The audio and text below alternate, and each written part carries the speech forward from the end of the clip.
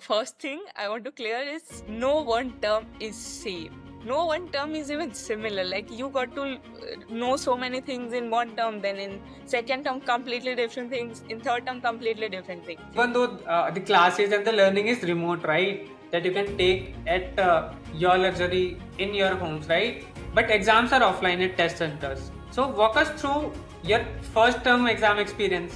Students are afraid exams. We also afraid, that's not the thing.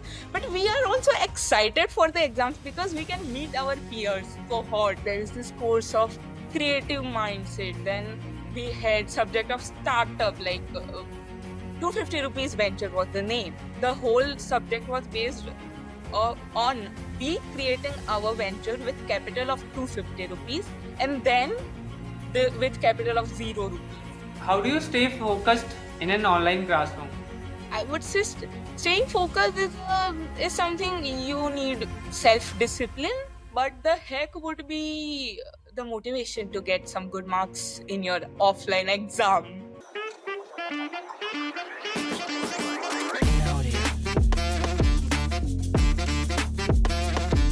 Hi everyone, welcome to the Rodha's IPMET Diaries. Today we are shining the spotlight on a fairly new but super interesting bachelor's degree, BBA in Digital Business and Entrepreneurship, or BBA DBE, offered by IIM Bangalore. I am Ananya, and joining me is Manya Shah, part of the program's very first cohort. She's from Gujarat, jumped straight in after class 12, and is already knee deep in the world of digital ventures. Manya, it's great to have you here. It's an honor to be here. Yes, so Manya, most 18-year-olds still wrestle with college choices, right? What made a completely online 3-year trimester-based degree stand out for you? So actually, it was not on my plan on earlier because I was preparing for IPMET, and while preparing for IPMET, I got to know about these exams. And in 12th standard, I was doing like boards and IPMET together, which is clearly was not a good idea, and I really cannot get into IPMET any college. And I thank God, like I got good marks in 12th at least. So I got a good college in Gujarat University. I didn't give CUET as well, so that was also not an option. But while in that college, I got to know about this degree, and they were still accepting the application. So I applied for it, and then I was prepared for IPMET. Like I was not prepared to the level of IPMET, but I knew the syllabus and everything. So I gave the exam and I got into the degree. Oh, that's great. That's great. And since you are into this digital business and entrepreneurship program now, right? So any binge-worthy podcast or YouTube channel that sharpened your digital business mindset? Well, I actually won't give it to any YouTube channels, but we have a course, like we have a course in our degree where we actually they have shoot podcast for us for from like to with other entrepreneurs and NSR sales entrepreneurs as well. Those podcasts were something which I really admired, and I got to learn so many new things from those podcasts. Oh, that's great. So let's decode the nuts and bolts of this program, right? The brochure that is available on internet says 3 years online with up to 6 years for completion, right? And multiple exit options. Like you get a certificate after year one, diploma after year two, and full degree after year three, right? So how does that flexibility play out in real life? That flexibility actually help you. Like, I know some people who are doing this as a secondary degree. They are planning to, leave after 2 years because it gets regress. Even though it is online, it gets regress. So they are planning to leave after first year or second year. So at least they will get the certificate or diploma. Like their 2 years learnings was just not like learnings. They actually get something as a reward. So that's good thing about Oh, that's great. Yeah. flexibility. It is more like the 3 years to 6 years. It gives you the liberty, like if you are an budding startup entrepreneur and who also want to do this degree and sometimes not able to manage the dates of exam and the startup dates, then you can actually push down to 3 months later, 3 months later. So that's one thing which is good. No, that's great. That's great. In fact, you can choose by yourself if you're fine with having studied courses in the first year or in first 2 years. When you feel like you have learned and you want to move out to something else that you are already doing or you want to do, you have that flexibility through this program. That's really great. Yeah, give us a feel for one academic term. Like we discussed, it's a 3-year program, trimester pattern, right? So you must be having 9 terms in all for the entire program. So if we talk about just any one term, how many live sessions a week, how many or how much asynchronous work that you have as part of the program, or what kind of projects pop up during the entire term? Okay, so first thing I want to clear is no one term is same. No one term is even similar. Like you got to know so many things in one term, then in second term completely different things, in third term completely different things. Generally, the outline is same for like schedule is same. Like generally we get 3 modules per week. At any week, yes, it's 3 modules. Uh, and the modules release according to the credits of the subjects. Like if a subject is 3 credit subject, then there will there will be 2 modules each, like 2 modules each week. And if the subject is 1.5 credit, then it will be 1 module generally. And live classes are generally 2. We can see that, yes, 2 or 3 at max in any given week. But even though the classes and the learning is remote, right? That you can take at your luxury in your homes, right? But exams are offline at test centers. So walk us through your first term exam experience, like logistics, the vibe of the exam, like having studied completely online and giving the exam offline. Any surprises as such? So like generally in colleges and even schools, students afraid exams. We also afraid. That's not the thing. But we are also excited for the exams because we can meet our peers, cohort. So that's the great thing about exams. My first term exam experience was kind of great. Like we have center in Ahmedabad, and there were people from my zone who are from Rajasthan, and some are from Maharashtra and Madhya Pradesh as well. So some of the people from Udaipur came, and some in even Gujarat, some from Rajkot came, some from Surat came, and actually now some of people are really good friend of mine. Like whenever there is exam, term 1, term 2, term 3 even will come in September, they come to my house and we study together. So that's the great thing about our exams, because we get a time with our peers.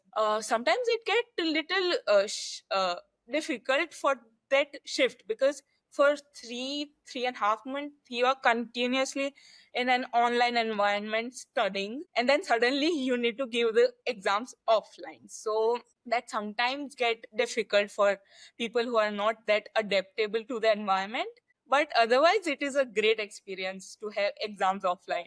That's great. In fact, at least even though the course is online, you at least get to meet your peers, have that physical kind of experience, at least during the exams. That is going to continue at least for 9 terms, right? So, Manya, I think you must have had close to 3 terms now. You must be in your third term probably. So, any favorite course so far?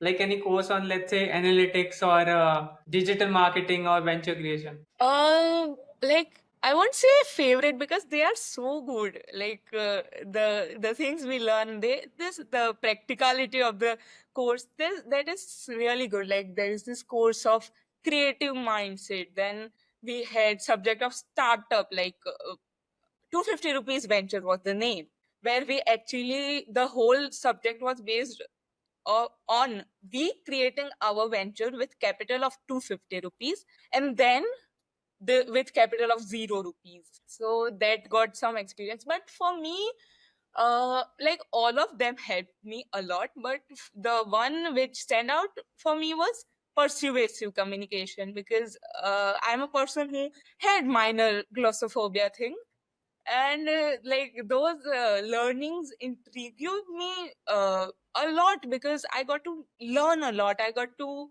uh, got some tricks and tips from the professors to how to overcome that and how to be good at communication. So that was for me. No, that's really nice. And in fact, when we say कि this program is a digital business program, right? है ना?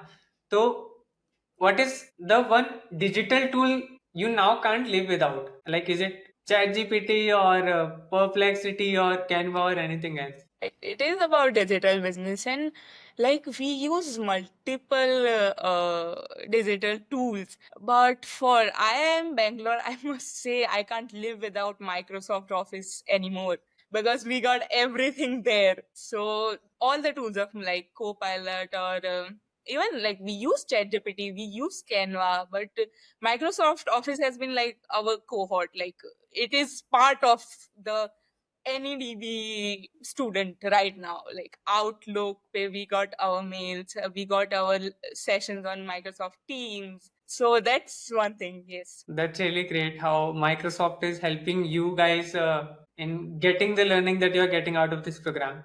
That's really great. And since you have your classes online, right, you only get to meet your peers during exams and all. So, how do you stay focused in an online classroom? Like, if you can give us one hack to do that. Like we meet sometimes our people in the events, we had events offline.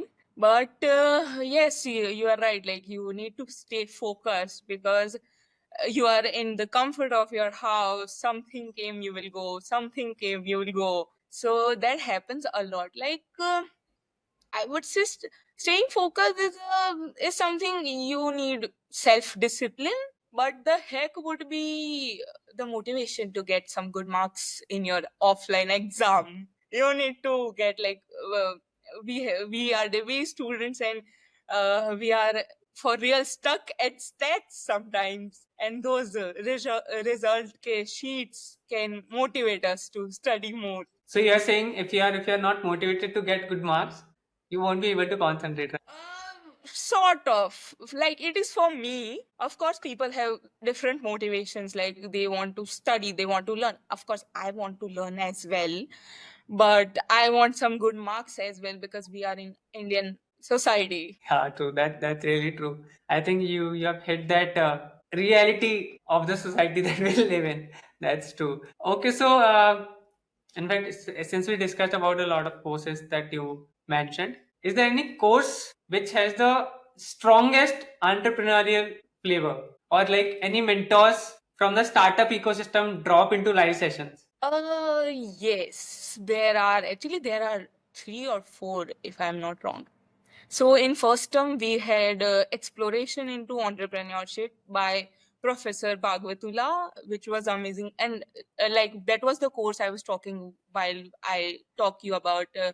I told you about podcasting. Like we had podcast in those course in that course. Then we have this 250 rupees venture where we actually conducted our ventures on our own in our localities. So that was the one thing. And now in term three, we have entrepreneurial mindset and methods as a subject by Professor Srivardhini ma'am, which is also great. Like we got NSR cells. NSR cell is basically I am Bangalore's incubator cell, and we got some entrepreneurs from there. They talked about their journey. So yes, so far yes, three terms, three different subjects for entrepreneurship. That's really nice, Manya, and it was great to learn about the entire course, how it works, and your experiences about it. Let's talk a bit about the exam, the entrance examination itself, right? So, since you were part of the first cohort, which started last year, right, and applications for the second cohort are already closed on 17th June, and in fact, the entrance test, the BBA DB entrance test, is scheduled to be conducted on 20th of July this year, 2025. So, for aspirants who have got just a few days left, can you outline the examination pattern, like 60 questions in 90 minutes, 4 sections, and also share a few last minute preparation tips? So BBA exam is like for me personally, it was like I knew the syllabus, so that was a win-win for me. But there are four sections. quants, logical reasoning, verbal ability, and GK and current affairs. Quants is basically 10, like till 10 to 12, and if you have done anything in IPMET, so I think you can get through that. Verbal and logical is also similar to CUET and IPMET Rohtak level. The thing which in almost our whole batch was a thing of like our bone fishbone kind of thing was GK and current affair, because uh, GK and current affair is in itself vast. Plus, we don't get anything of GK and current affairs in any other IPMET examination. So that was something which I focused on personally, and I will suggest to do that to the aspirants who have their exams on 20th July, because GK now this time they actually announced the sectional cutoff thing as well. The best thing about this exam is they don't have negative marking. And we got good time, like 60 questions, 90 minutes, which is a good, fair amount of time. Tips, I would say, like, like it's only a week, so don't panic. Whatever you have learned, just revise it, and you are good to go for exam. Just don't panic. And in fact, since there's no negative marking, do not forget that you can attempt all the questions. Don't leave any question behind. Just mark it. Mark something. You never know. You might get all the correct answers in that. Right? Just like in movies, even if you want to do it like Jai Mata Di, Jai Mata Di, you never know. It can turn out to be lucky for you, right? And Manya, I think for the exam eligibility is 60% in class 12th, and if you talk about reserved categories, it's 55%, and no age bar as well, right? Which is a very rare thing in an examination like that. Plus, you can alternatively apply with JEE scores and CUET scores as well. But having said that, what would you say to someone from a non-maths background who did not have maths in the class 11 and 12, right? Worrying about quant and DI section. Okay, so as you talked about eligibility, yes, this time the eligibility criteria has expanded, so that's also a good thing. And about age, yes, we in our batch has the cohort from 18 years of age. Like when I joined, I was 17. So 17 to 53 or 56, if I'm not wrong. Yes, we have a person who is that much year old. And for the person who is from non-bets background, I was also from non-bets background. So I would suggest, like, you till 10th we have learned certain amount of maths, like very good amount of maths. And I would say that don't if you are preparing from like 2-3 good months, then it is good to go and explore some new topics as well. But if you are preparing for like 15 days or 1 month, you can clear it, you can clear the exam even preparing for 15 days. I would say the topics which you think you are comfortable with, you work on that, like work on your strength to make it more strength. Like it would be great if you know the topic, you are comfortable in that topic. So if you practice that topic more, then the chances of getting the question correct from that topic is more. So I would suggest that. Oh, that's really great. And since we are talking about preparation, have you checked out Rodha IPMET YouTube channel? Yes, I actually have checked that channel in earlier on my IPMET journey. As I mentioned that I was from non-maths background, and I wanted to get the feel of some topics which are not my forte.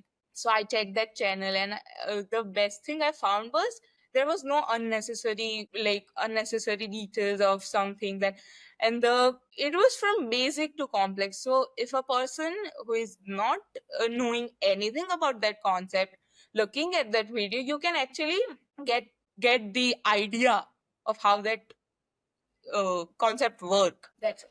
And how are the videos? How is the content in the videos that you have seen to learn maths and quant? That's like content was really good. Like I actually learned some topics of higher maths from those from those videos, because till 10th we have learned, but then 2 years of gap of non-maths and then suddenly to maths again, that is something crucial for me. Like, I am not a maths person, I would say, and for a person like me, I need to get through the videos completely, then revise on my own. So that's what I did. And what's one thing that you found most interesting on Rodha IPMet YouTube channel? I said, like, it was not very much overly detailed or very much overly, stimulating to, okay, this topic is like this topic is like, there was no, like, you go there and you're like, okay, this is easy, like, I can do that. That's great. And since we are constantly iterating content, what is one new video you'd love to see on the channel before the examination, let's say on 20th July this year? I think before the examination, I would suggest that you get more people like from my batch and ask them about their exam day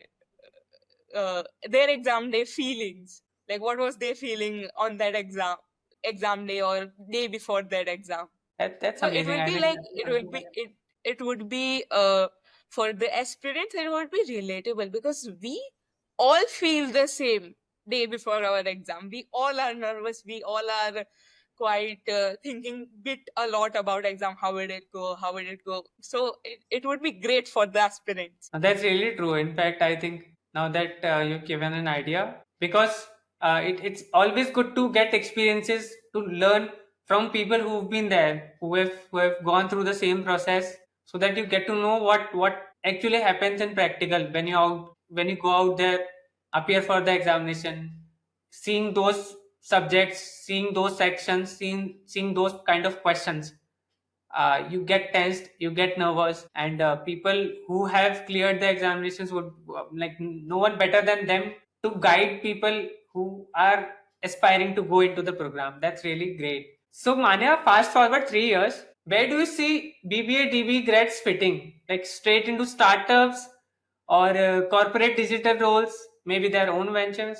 I think you gave all three options, like, because we are big cohort, like and the things we are prepared for is skills. Like, they are not just putting the theories on us; they are actually giving us the leverage to apply those theories practically.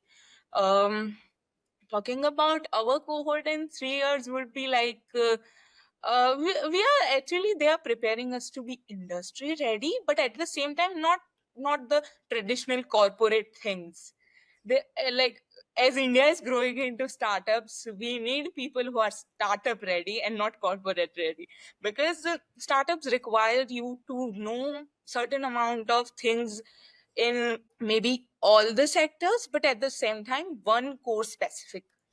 So I think our batch would be in startups and mostly preparing, like, mostly they will be in their own startup, because currently also, like, in this 1 year, like till term 2, we had one event in Mumbai for our batch. At that time we got some static data, like we already have some good number of startups running by like my peers. That's great. In fact, being in a program where you have entrepreneurship in the name itself, right? You have to be startup ready, and you have to be ready to go into the journey of like being an entrepreneur and all. So that's really true. So Manya, thanks a lot. But before we wrap up, right? Let's quickly talk about a few myths which are around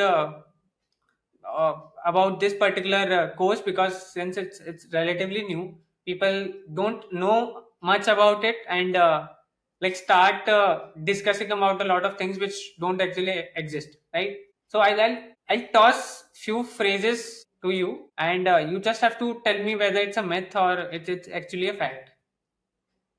So first one that we have is that online degrees do not have any campus network. It's a clear myth. It's a clear myth. Like, we are living in digital era, and I won't say that we don't have good connection. Like, I have friends from Rajasthan. I have friends from Maharashtra. I have friends from Orissa. I have friends from northeastern part of India. So that's not fact at all. It's a myth. That's great.